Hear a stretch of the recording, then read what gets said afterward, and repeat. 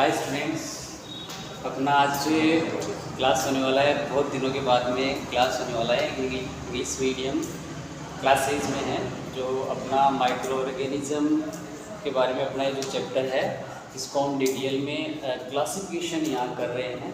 बहुत ही शानदार तरीके से अपना जो चार्ट है, इसको आपको सिर्फ देखना है और एकदम अच्छे से इसके अंदर हमने जो क्लासिफिकेशन किया है, जो माइक्रो ऑर्गेनिज्म है, उसका हम देखने वाले हैं। यहाँ हमको माइक्रो ऑर्गेनिज्म का जो ये पार्ट्स है, किस किस भाग में डिवाइड किया वो मिलेगा, प्लस इसके साथ ही उनके जो फंक्शन जो हार्मफुल है या फिर जो अपने लिए बेनिफिशियल है, सब यहाँ मिलने वाला है।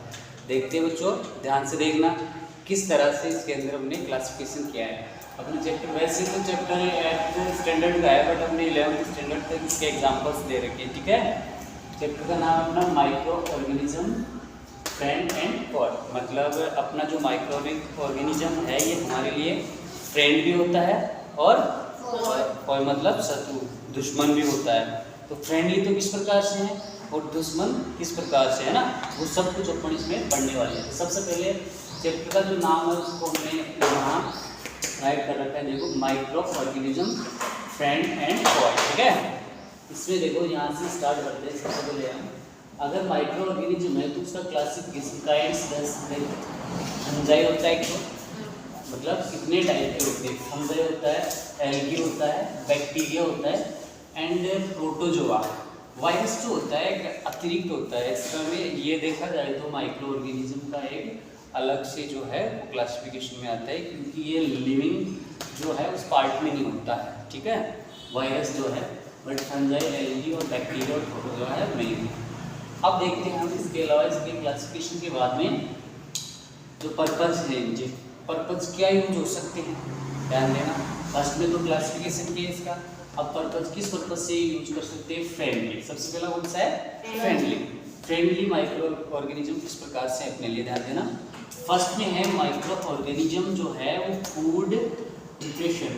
फूड प्रिपरेशन मीन्स फूड मतलब खाना बनाने के लिए कहाँ काम में आता है माइक्रो ऑर्गेनिज्म। आपने इडली, ब्रेड, पेस्ट्रीज, केक आदि देखा होगा, केक है ना, ये सब इसमें माइक्रो ऑर्गेनिज्म से ही तैयार होके आता है। इसके अलावा कुछ मेडिसिन के नाम सुने होंगे, एंटीबायोटिक्स के। इसके एंटीबायोटिक्स के स्ट्रेप्टोमाइसिन, टेट्रासाइक्लिन, पेनिसिलिन, इरिथ्रोमाइसिन सुना है। ये जो मेडिसिन होती है एंटीबायोटिक्स, वो अपन माइक्रो ऑर्गेनिज्म से ही तैयार करते हैं। ठीक है, इसके अलावा देखो इसका अपना क्लीनिंग द इन्वायरमेंटल, अपना जो इन्वायरमेंटल है और इन्वायरमेंटल, इसका क्लीनिंग में किस प्रकार से माइक्रो ऑर्गेनिज्म जो है वो यूज हो रहे हैं, काम आ रहे हैं। जो अपन जो जितने भी अपने प्लांट्स वेस्ट है या एनिमल वेस्ट है, उन सबको हम इधर उधर पड़ा रहता है, तो माइक्रो ऑर्गेनिज्म जो होता है उसको डिवाइड करता है छोटे छोटे टुकड़ों में, ब्रेक डाउन करके और सॉइल में कन्वर्ट कर देता है। ठीक है ना, तो ये माइक्रो ऑर्गेनिज्म जो है किस में यूज होते हैं? क्लीनिंग और इन्वायरमेंटल में। ठीक है, एग्रीकल्चर में माइक्रो ऑर्गेनिज्म का नाम सुना होगा आपने। यहाँ देखेंगे हम एग्रीकल्चर में नाइट्रोजन फिकेशन का काम होगा। कौन सा होगा? नाइट्रोजन फिकेशन का। एग्रीकल्चर में जो अपना लैंड होता है उसके अंदर रीइम्प्रूवमेंट करता है किसको? नाइट्रोजन को। कौन? Rhizobium and blue green algae, समझ गए ये सब। इसके अलावा यहाँ देखो आगे क्या दे रखा है। अगला जो इसका यूज है वो इंडस्ट्रीज के अंदर, फैक्ट्रियों में किस प्रकार से माइक्रो ऑर्गेनिज्म यूज हो रहा है। फैक्ट्रियों के अंदर फर्मेंटेशन करवाते हैं, अल्कोहल वगैरह बनता है ना फैक्ट्री के अंदर, वो एक इसी का ही मेथड। तो हमने दूसरा एक पार्ट ये पढ़ा। अब देखो आगे वो कौन सा पढ़ने वाले हैं, पर्पस। और कौन सा पर्पस है याद देखना, कॉमर्शियल पर्पस। कौन सा पर्पस? Commercial purpose. कॉमर्शियल के अंदर हम देख रहे हैं production of alcohol.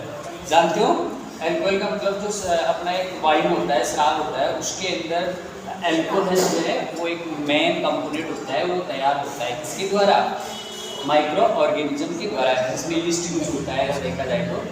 Production of alcohol, wine and beer, ये सब फर्मेंटेशन मेथड के द्वारा होता है। फर्मेंटेशन का मतलब होता है जैसे हम सड़ाते हैं ना, गल जाता है अपना इधर उधर पेड़ पौधे या फिर कोई भी कचरा है वो फर्मेंटेट हो जाता है, उससे बदबू आने लगती है ना, वो फर्मेंटेशन की क्रिया होती है। उसको किण्वन कहते हैं उस हिंदी में, किण्वन। ठीक है ना, तो उसे हम फर्मेंटेशन भी कहते हैं। नेक्स्ट चीज देख सकते हैं हार्मफुल बैक्टीरिया या हार्मफुल जो माइक्रो ऑर्गेनिज्म है हमारे लिए हानिकारक, हमें नुकसान पहुँचाते हैं, हार्मफुल माइक्रो ऑर्गेनिज्म।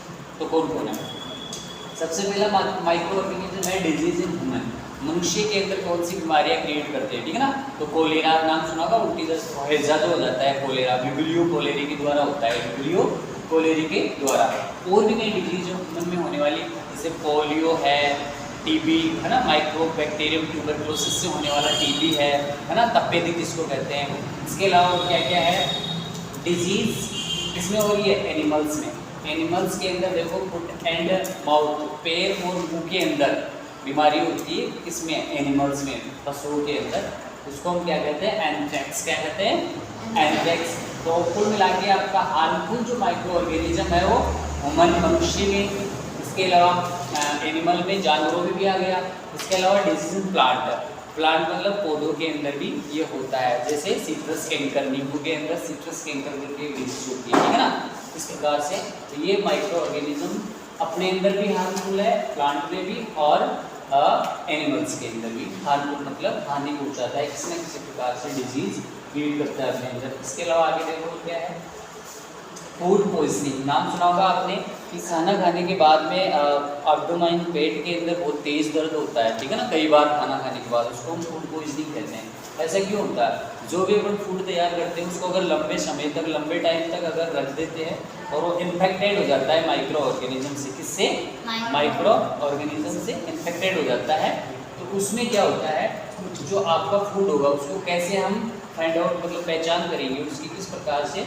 तो देखो, एक तो उसका इफेक्ट जो आएगा वो आएगा, न्यूट्रिटिव वैल्यू जो होगी उसकी वो कम हो जाएगी, न्यूट्रिशन कम हो जाएगा उसके अंदर, ठीक है ना, लेस हो जाएगा तो न्यूट्रिशन होगा। इसके अलावा चेंज इन टेस्ट, जो खाओगे आप, अगर फूड जो है वो बेकार हो गया, खराब हो गया, पॉइजनड हो गया, तो उसके अंदर माइक्रो ऑर्गेनिज्म अगर आ जाते हैं, ठीक है ना, डेवलप हो जाते हैं, तो उसका टेस्ट भी चेंज हो जाता है और स्मेल भी चेंज हो जाती है। शाम को खाना बनाया, अगर स्टोव खराब हो जाता है, माइक्रो ऑर्गेनिज्म का अटैक हो जाता है उस पर, तो उसका स्मेल भी चेंज हो जाएगा और चेंज इन कलर, कलर भी क्या हो जाएगा? चेंज। सो दैट ये जो यहाँ पे इफेक्ट है माइक्रो ऑर्गेनिज्म का, उसको क्या कह सकते हैं? Food poisoning. क्या कह सकते हैं? Food poisoning. ये इससे जो कोई भी आदमी होता है या पेशेंट होता है वो मर भी सकता है, ज़्यादा अगर पेन होता है। अगला देखो कौन सा है, माइक्रो ऑर्गेनिज्म का क्लासिफिकेशन देख रहे हैं, नाइट्रोजन फिशन।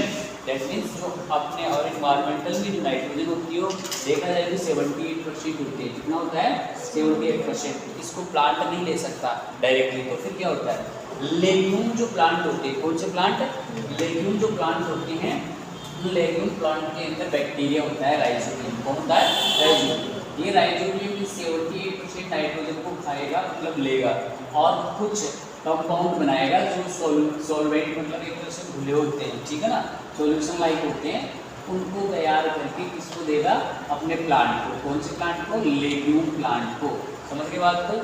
जितने भी पल्सेस होती है, दालें जो होती है ना, पल्सेस प्लांट होती है, उनके अंदर ये होता है।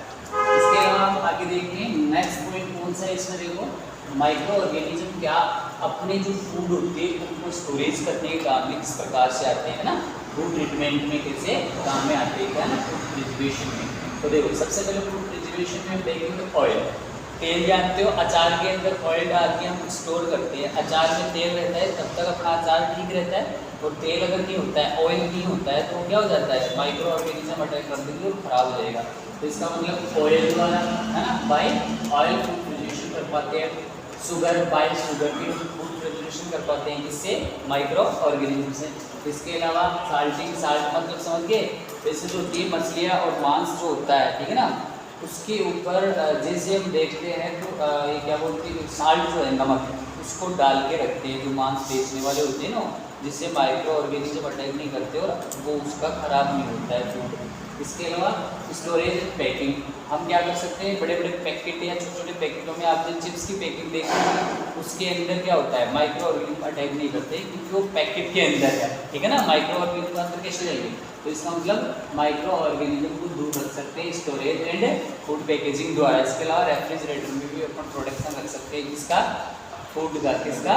फूड का। समझ गए ना, रेफ्रिजरेटर फ्रिज जो होता है, फ्रिज में अपन जो भी अपना फूड होते हैं रख देते हैं, तो लंबे समय तो खराब नहीं होता है ना, तो वो एक प्रोटेक्शन का काम करता है। इसके अलावा क्या है? देखो, हीटिंग एंड कूल ट्रीटमेंट। अपना जो भी फूड होता है उसको हीटिंग मतलब गर्म करके या ठंडा करके भी क्या कर सकते हैं, प्रिवेंट कर सकते हैं ना, बचा सकते हैं खराब होने से। ये कितने तरीके हमने पढ़े। इसके अलावा केमिकल मेथड क्या है, केमिकल मेथड मतलब उसमें केमिकल भी डाल सकते हैं। सिरका एसिडिक एसिड का जो सॉल्यूशन होता है 4 to 3% इक्वल होता है लगभग, उसको हम क्या बोलते हैं, सिरका, ठीक है ना, वो भी काम में आता है फूड प्रिजर्वेशन जो केमिकल में आएगा। इसके अलावा अब अपन आ चुके हैं वापस अपने फर्स्ट स्टेप पे, हम जाए algae, bacteria, protozoa and virus, इसमें वापस आ चुके हैं। इस प्रकार से हमने देखा जो अपना माइक्रो ऑर्गेनिज्म है वो किस प्रकार से हमारे लिए हार्मफुल है, किस प्रकार से हमारे लिए बेनिफिशियल है ना, और किस प्रकार से नाइट्रोजन फिकेशन करता है और प्लांट को नाइट्रोजन दे रहा है। तो ये एक अच्छा चार्ट था, इसको आप स्क्रीनशॉट लेके इसको अच्छे से तैयार कर सकते हैं। Thank you so much.